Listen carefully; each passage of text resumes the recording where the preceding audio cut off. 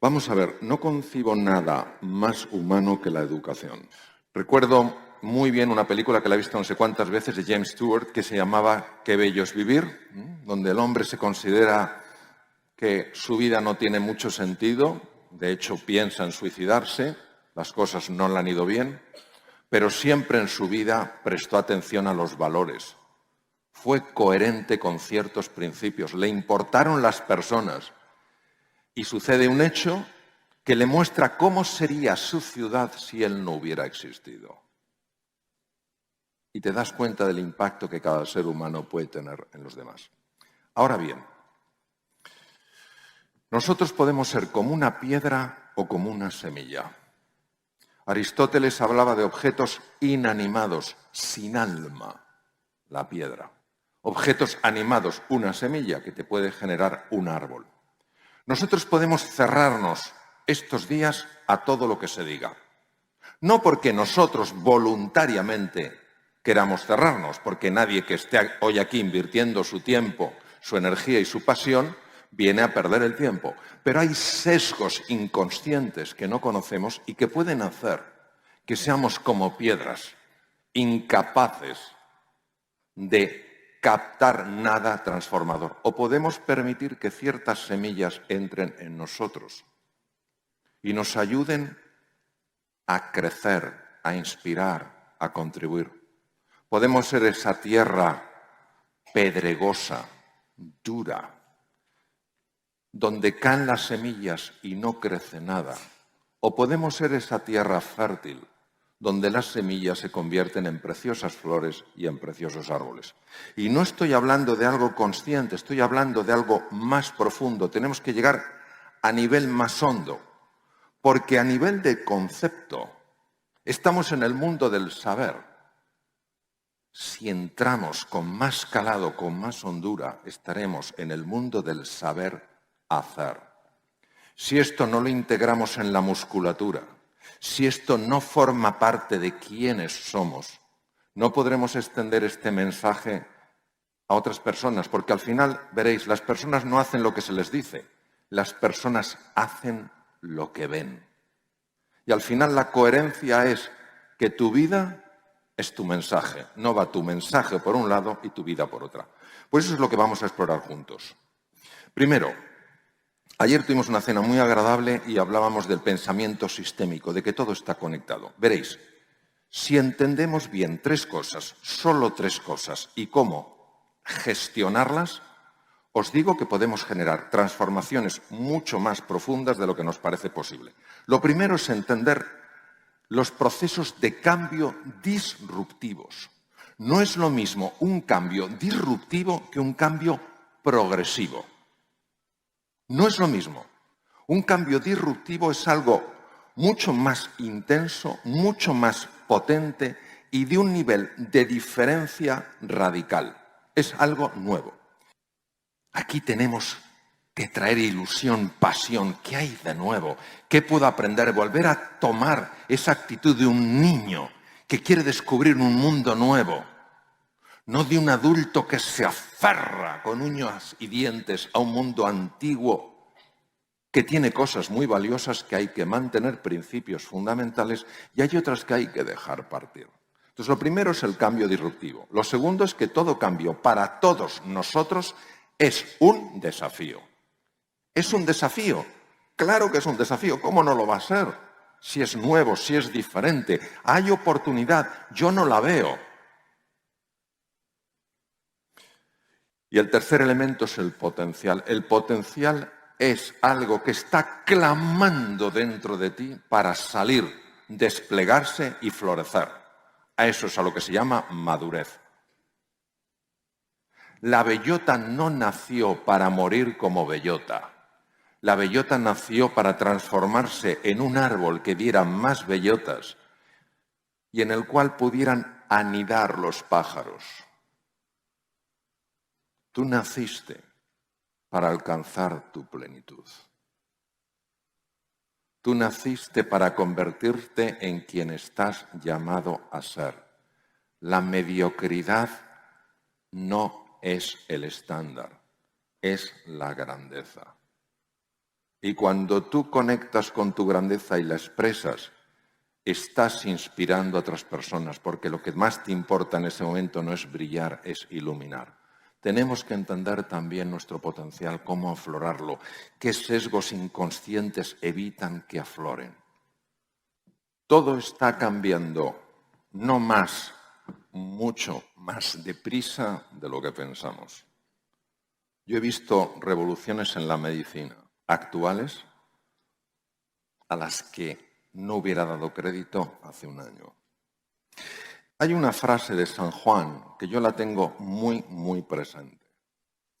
Por lo profunda y lo difícil que es y por el impacto que ha tenido en mi vida.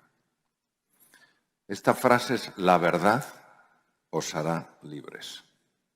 La pregunta es: ¿quién de verdad quiere conocer la verdad?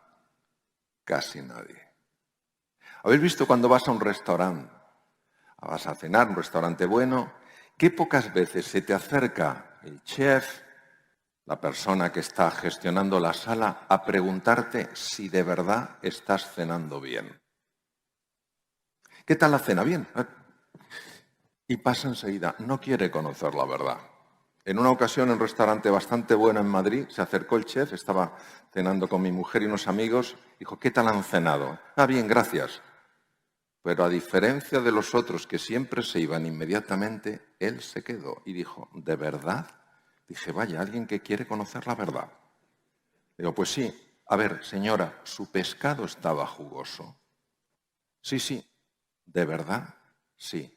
Caballero, ¿sus verduras estaban bien tiernas? Sí. ¿Por qué no nos gusta conocer la verdad?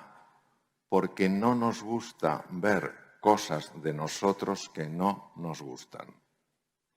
Queridos, nos tenemos que querer en nuestra totalidad, no solo la parte nuestra que nos gusta y dejar fuera la que nos disgusta. El verdadero amor, el amor como elección, agape del griego, tú amas como elección. Y es importante esto porque vamos a descubrir en estos 2 días cosas nuestras que no nos van a gustar. Y en lugar de mandarles a la sombra, como decía Carl Gustav Jung, es abrazar eso para transformarlo. La oscuridad no desaparece intentando sacarla de una habitación, pero tú metes un poquito de luz y desaparece. No podemos meter luz sin amar eso que es oscuridad. Esas partes que no nos gustan. Entonces nos vamos a sentir todos interpelados y vamos a ver cosas que no estamos haciendo bien. ¡Qué buena noticia! Porque si no lo viéramos, no lo podríamos transformar. Pero la tendencia natural, y lo digo por mi propia experiencia, es a no querer mirar, a olvidarnos de que la verdad os hará libres, en lugar de esclavos de una serie de sesgos inconscientes y de hábitos de conducta que están haciendo daño, nos están haciendo daño a nosotros y a los demás. Razones y excusas por las cuales los seres humanos, ante cambios, sobre todo disruptivos, no queremos saber nada. ¿Podemos ser conscientes de ellas o no? He estado reflexionando durante tiempo cuáles son las excusas que veo que con más frecuencia ponemos en los cambios. Primero, estoy muy cansado y además ya soy mayor. Estoy muy cansado y además ya soy mayor. La segunda es, realmente no es tan necesario. Un poco de exageración, un poquito de drama, no es para tanto. Tercero, es demasiado difícil. O sea, imaginaros esta combinación, es demoledora. Soy mayor, no es tan necesario, encima es difícil. ¿Quién lo haría? Nadie. Ya lo intenté en el pasado, algunos cambios, y fracasé. Como si el pasado pudiera determinar el futuro sin que tú lo elijas. Podrá condicionarlo, cómo no, pero determinarlo. ¿Dónde está entonces la libertad del ser humano si pensamos así? Me faltan capacidades y habilidades. En estudios que se han hecho, por supuesto, anónimos, muy amplios, el 98% de los encuestados han mostrado, y por supuesto podríamos estar nosotros entre ellos, problemas serios de autoestima. no nos estimamos lo suficiente. ¿Por qué? Porque solo nos quedamos con lo que nos gusta y lo que no nos gusta de nosotros lo apartamos, lo rechazamos. El amor es digital. ¿Te amas o no te amas? Es como el embarazo. No conozco ninguna dama que le preguntes, ¿estás embarazada? Y me diga, medio, medio. Eso existe, ¿estás o no estás? ¿Amas o no amas? Y amar implica no que te guste, sino que tienes capacidad de transformar. Otra, el dolor que voy a tener que soportar para poder cambiar y adaptarme es demasiado grande. Ya empezamos a proyectar la sensación de dolor. Madre mía, con los años que tengo. Encima, no he resuelto en el pasado. Capacidades que no tengo. Lo que voy a sufrir. Y sutilmente entramos en lo que yo llamo la fase de cumplimiento. Cumplo y miento. Digo sí con la cabeza, muy interesante, pero con el corazón digo no. Donde hay que llegar es al corazón. Porque si bien René Descartes en el siglo XVII decía cogito ergo sum, pienso, luego existo, y daba todo el valor al pensamiento, el joven Blaise de Pascal, también francés, decía el corazón tiene razones que la razón desconoce. Vamos a ver si podemos conectar. Claro que sí, con ese corazón que cada uno de nosotros tenemos. Y en medio de todo esto hay algo que hemos de entender y es que reinventarse es importante y urgente. Veréis, si no lo consideramos importante, jamás lo haremos. Y si no lo consideramos urgente, tampoco lo haremos. Ha de ser importante y urgente. ¿Por qué? Porque si no, no va a encontrar un hueco en tu agenda. Siempre los sesgos inconscientes para evitar entrar en un mundo nuevo, distinto, donde se te va a exigir una transformación, una reinvención, va a buscar excusas. Solo si lo pones como importante y urgente, esto va a poder aguantar porque estará en tu agenda, estará en tu vida. Hemos de aprender a superar nuestra marcada resistencia a ciertos procesos de cambio que tal vez nos hacen sentirnos vulnerables e indefensos. Tenemos una gran dificultad para aceptar nuestra vulnerabilidad. Queridos, estamos llenos de fragilidad, llenos de vulnerabilidad, llenos de menesterosidad. No pasa nada, es también parte de nuestra grandeza. Esta es la curva Yorkis-Dodson, lo he sacado de uno de mis libros. Yorkis y Dodson fueron dos neurocientíficos de la Universidad de Harvard y se dieron cuenta de lo siguiente, crearon esta curva, es muy interesante, se dieron cuenta de que para rendir bien, imaginaros lo que es la toma de decisiones, el analizar bien, el ser creativo, el aprender deprisa, todo eso pertenece a lo que llamamos el performance, el rendimiento. Y hay una relación directa entre el rendimiento y la presión a la que estás sometido. Pero fijaros que en la presión, en el nivel de presión, hay dos elementos. La presión exterior, pues por ejemplo, la competitividad extrema que hay hoy en día. Eso es presión exterior, eso existe. Pero fijaros que hay una presión interior. Esta es la que pone una persona con su resistencia. Cuando la presión interior va subiendo, el rendimiento va bajando. Por eso, si en una persona genera suficiente presión emocional, la bloqueas cognitivamente. Fijaos qué curioso. Hay personas que viven aquí y creen que son tontas, porque ven que lo que producen es pobre y no se dan cuenta de que en el origen está algo que emocionalmente está bloqueando centros cerebrales. Este es el profesor Hanseli, húngaro, vivió muchos años en Canadá, que trabajó muchísimo lo que se llama la zona de supervivencia, la zona de burnout, la zona de estar quemado.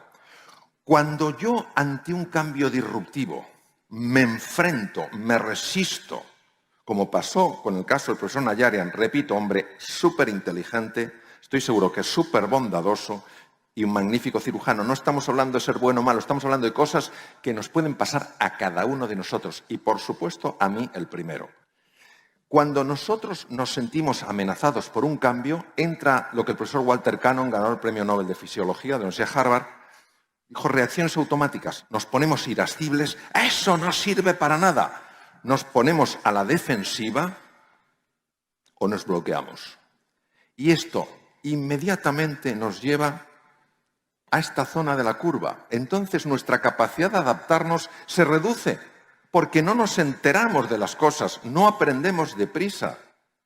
Nuestra creatividad se bloquea. ¿Por qué? Porque emocionalmente estamos con un nivel enorme de resistencia. Hasta que, y esto lo dijo muy bien el profesor Shelley, la resistencia llega a tal nivel sostenida en el tiempo que te hundes. Entonces es el síndrome de burnout, personas quemadas. Nadie te dirá, estoy quemado, o si te lo dices porque tienes mucha confianza. ¿Cómo lo notas? Estás agotado.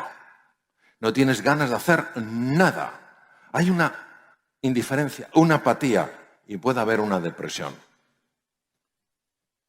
En un estudio que se ha publicado en el 2017, en los colegios británicos, 25% de las niñas tienen un cuadro de depresión. 25%, la cuarta parte, que están en burnout. Y en los adultos es súper frecuente. Hay otra forma de vivir, queridos. Hay otra forma de vivir. Bien, nosotros sabemos qué es lo que pasa en el cerebro. Lo voy a explicar muy brevemente. Esto es un encéfalo real, está coloreado, etc. Y en el encéfalo pasan cosas que se pueden ver con esta tecnología que se llama resonancia funcional magnética. Y fijaros qué cosa más bonita. Estas flechas apuntan a unos núcleos en el cerebro que se llaman amígdalas.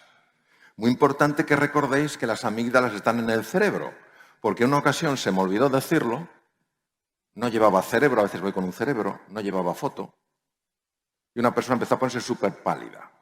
De mí le digo, ¿te encuentras bien? Y me dice, no me encuentro nada bien. Digo, ¿pero qué te pasa? Dice que estoy entendiendo toda mi vida y ya no tiene remedio, me las quitaron de pequeño. Porque la palabra amígdala viene del griego almendra. Bueno, cuando una persona se resiste, ¿por qué te resistes? ¿Te resistes a un abrazo? ¿Te resistes a que alguien te dé la mano? ¿Por qué? Porque lo vives como una amenaza, si no, ¿por qué te vas a resistir? Si un abrazo es agradable, que te den la mano es agradable. ¿Por qué nos resistimos? Porque vemos en ello una amenaza y ante la posibilidad de un peligro las amígdalas se activan. ¿Cuál es el problema de activarse las amígdalas? Que se produce lo que se llama el secuestro amigdalino. ¿Qué es el secuestro amigdalino? Que en ese momento quien manda es la amígdala. Y si manda la amígdala, no manda tu capacidad cognitiva, no manda tu capacidad de análisis, no manda tu capacidad de procesamiento, no manda tu capacidad para crear, para innovar, para emprender. ¿Y por qué es eso? Porque cuando la amígdala cree que hay peligro, adivinar a dónde se lleva la sangre. A los músculos. Y si se lo lleva a los músculos, ¿de dónde lo saca? Pues entre otros sitios del cerebro. ¿Por qué del cerebro? Porque el cerebro pesa el 2% del cuerpo, pesa el 25% de la sangre. ¿Yo para qué voy a querer negociar con un tigre, por favor? Vamos a negociar con él, a lo mejor. ¿Para qué voy a querer ser creativo y emprendedor con un tigre? Lo que tengo que hacer es salir zumbando. Pero fijaros estos mecanismos, cómo se activan mentalmente utilizando canales físicos. ¿Qué ocurre? Que si nosotros estamos aquí estos 2 días con la sensación de obligatoriedad, tengo que aprender algo para sobrevivir, para salir adelante, no estamos con la energía adecuada. Y esa resistencia, ese cumplimiento, cumplo, estoy, pero miento, no quisiera estar, nos lleva a esta zona de la curva, que como muy bien descubrió y describió el profesor Hans Selye, afecta a la eficiencia, a la salud, a las relaciones, al bienestar y a la felicidad.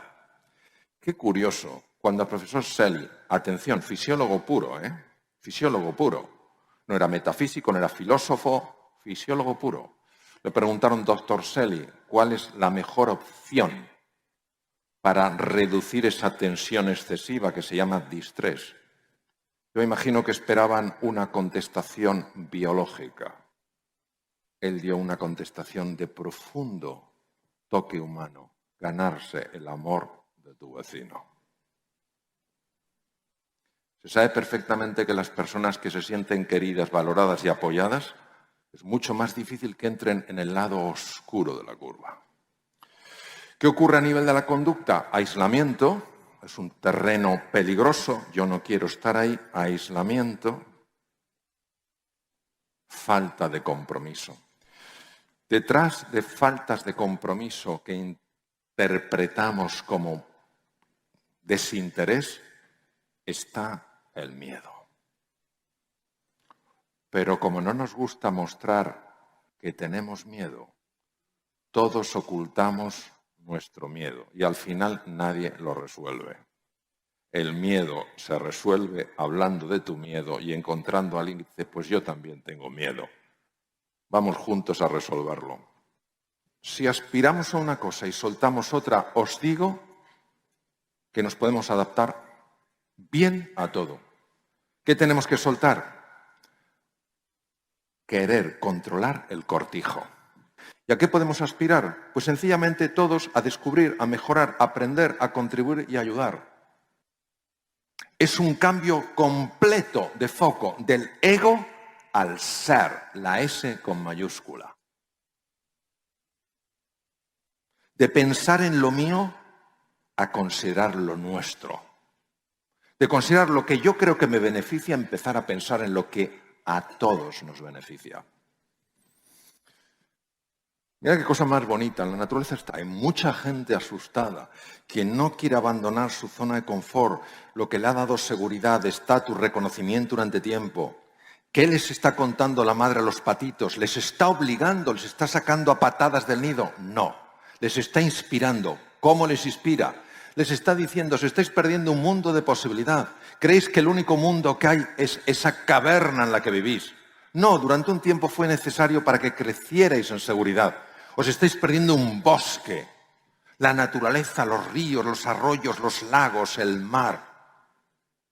Os lo estáis perdiendo vivir en libertad. Y por eso ellos, inspirados, son capaces de superar el miedo. El miedo se supera con curiosidad y con inspiración. Y para eso hace falta líderes como vosotros. Personas que estén dispuestos a dar el primer paso, aunque no sepan, como decía Santa Teresa, aunque no puedas. ¿Por qué? Porque cuando tú das un paso hacia adelante, la providencia, ya lo decía Goethe, también lo da. Si tu verdadera intención es ayudar a otros seres humanos, encontrarás dentro de ti el potencial que necesitas. Porque eso es como la capacidad de volar dormida en el gusano. Hay que creer para poder crear.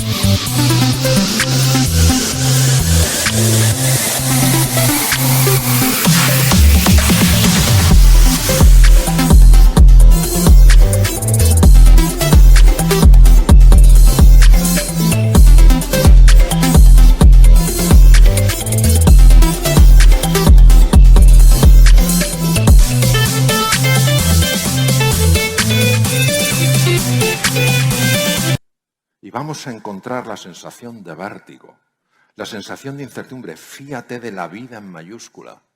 No te va a dejar solo. Irás aprendiendo, te darás porrazos, te levantarás. Habrá personas a tu alrededor que te ayudarán, que en lugar de juzgarte y señalarte con el dedo, te ayudarán con su mano a que te levantes. Y tú harás lo mismo por ellos. Imaginaros lo que es eso. Imaginaros lo que es avanzar con esa ilusión, con esa capacidad, con esa pasión. Sabemos perfectamente que cuando el cerebro humano, y hablo ya a nivel muy físico, no metafísico, a nivel físico, cuando el cerebro humano tiene un qué y un porqué de verdad, se activan áreas enteras que estaban dormidas y se encuentra el cómo y el dónde.